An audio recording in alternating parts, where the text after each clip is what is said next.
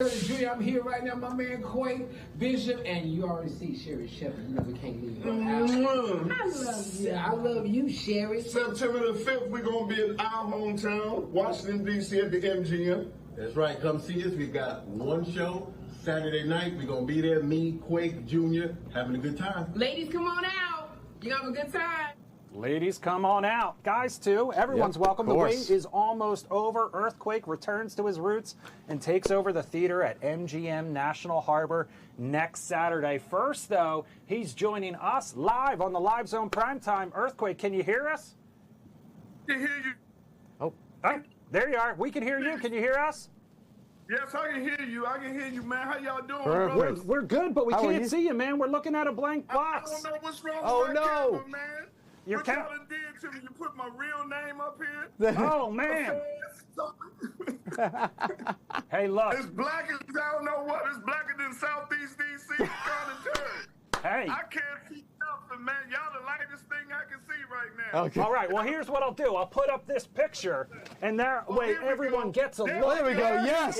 Look at that. Perfect timing. Perfect timing. There he is, the man, the myth, the legend himself, Yes. Earthquake. Thank you so much for being here on this Tuesday night. Man, you know I had to rock it with the coolest white dudes on this. You're talking about Tony P. By the way, I have to say, thank you for responding to my comment a few days ago when I mentioned the interview. You said a very nice response. Thank you. From a legend like yourself, it's an honor to hear that. Thank you. Man, my honor, man, you know, y'all got street cred. When I told everybody I was going to be on your show, they was like, oh, man. Wow. Man, I'm already feeling pretty good. I burst his bubble, though. He was like, oh, we confirmed him just from that post I did on Instagram alone, and I had to be like, well, Tony P, I worked with his crew. Some other stuff, yes. But yes, it was a that's tag exactly team effort. how we made this happen. Earthquake, you're headed back to MGM National Harbor. What are you bringing back to the DMV? What are folks going to expect when they come see you live? Well, you know, as always, 100% no byproduct, no preservative, just straight 100% ignorance, just flowing these jokes, talking about everything. Southeast D.C., shout out to Baloo, shout out to Conditeurs, you know, and I always look forward to coming home. And that's when, you know, people told me, when did you know you made it? As when people recognize me from D.C., because they hard on their celebrities. We are. So I love it. I was it.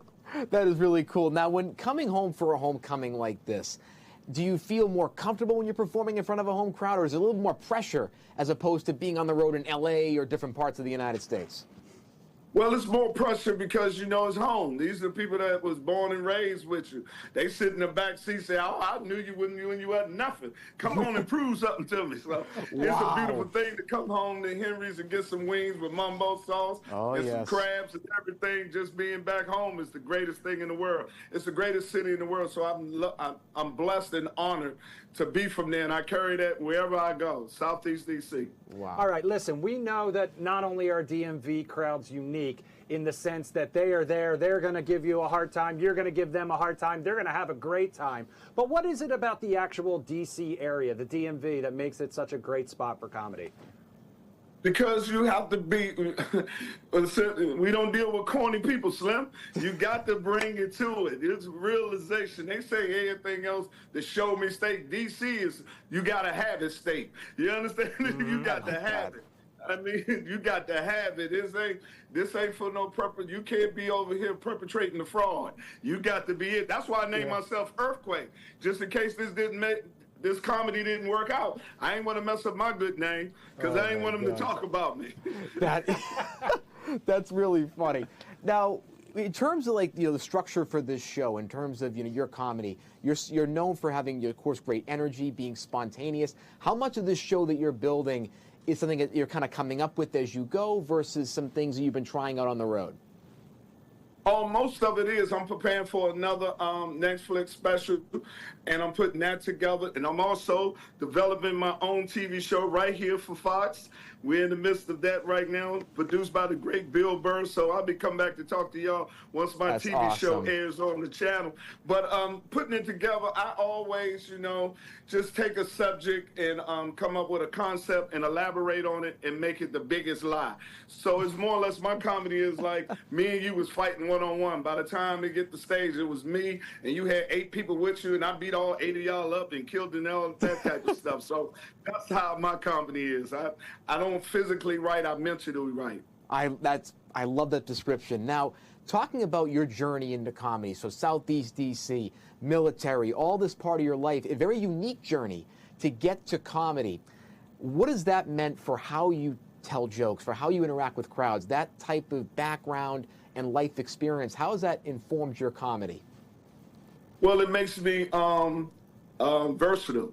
I've been in so many different communities, certain different countries. Thanks for the Air Force. I lived in Japan. I lived in the Philippines. I lived in Germany. I lived in all around the country. So I'm able to find out, and I tell everybody from DC, travel, because, you get to see the whole world. You believe in God, all this is God. And it'll give you a different perspective than just what's happening in Southeast or Washington, D.C.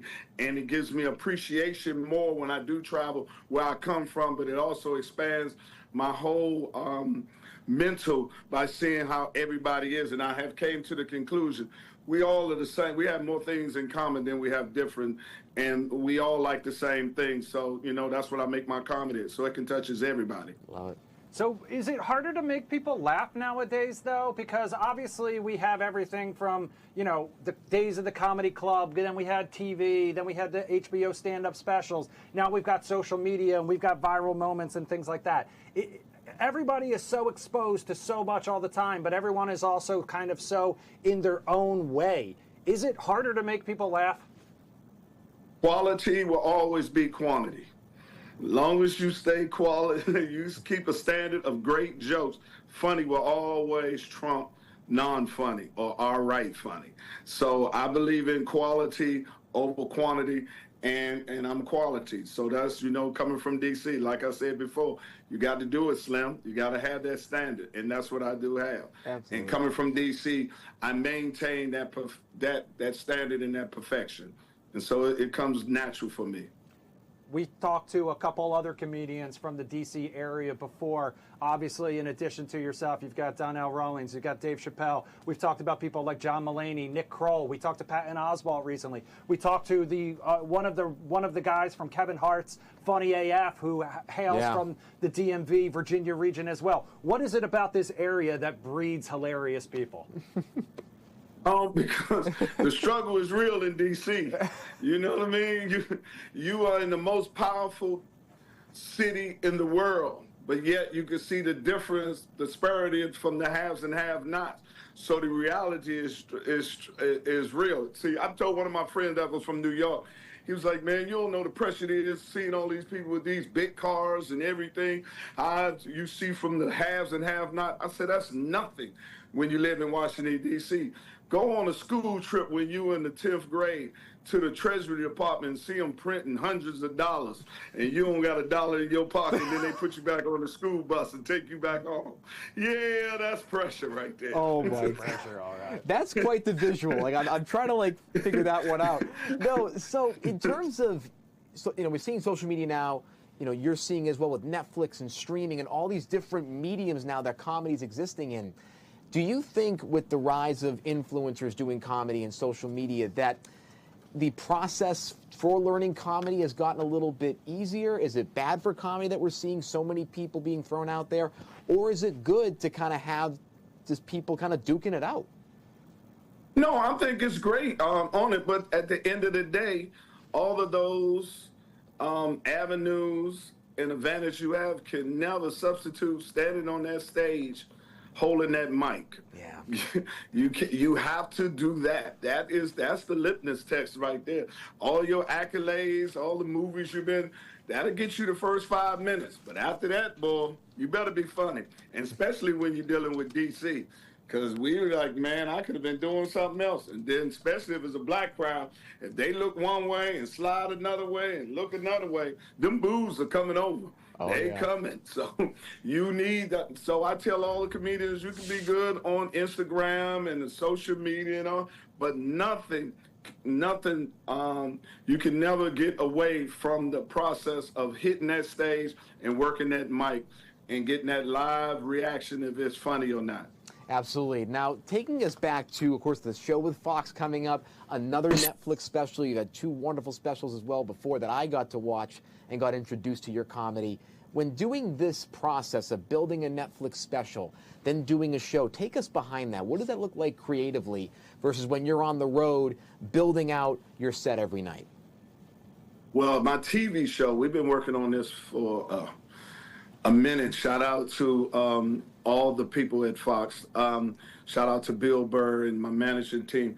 I tell people, you know, building a TV show is equivalent to, you know how to drive a car, but you don't know what it takes to build a car.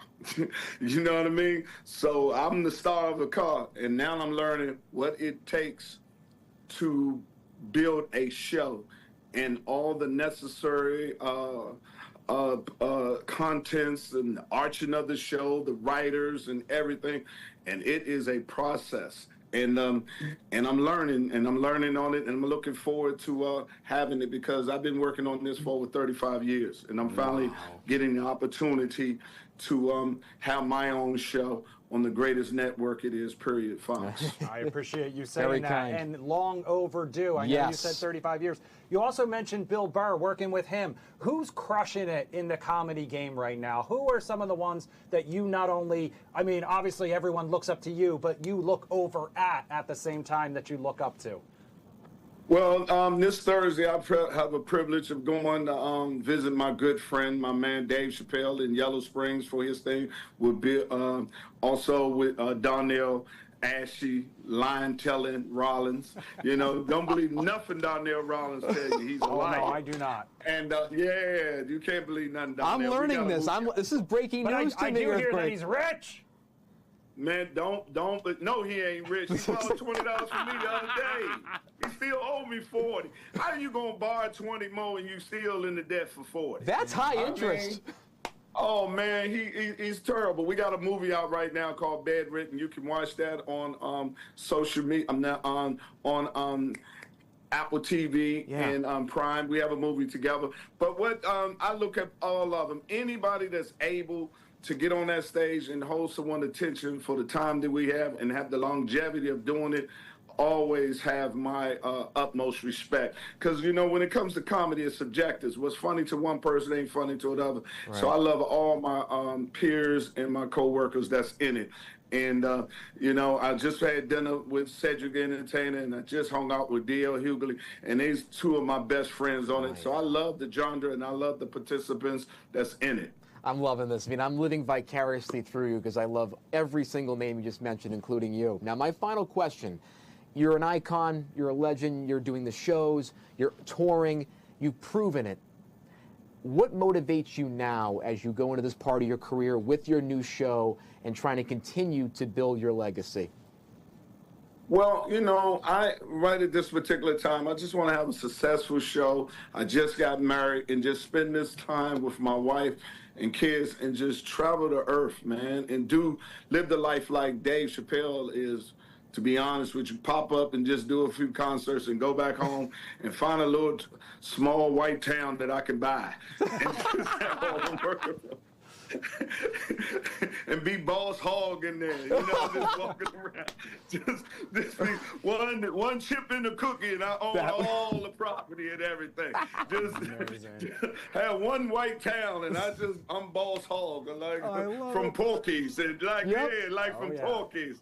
That's what I want to do, you know what I mean? And travel around and see the rest of this earth that God has put, because all this is God's, and enjoy life until he tell me he wants to see me in the office.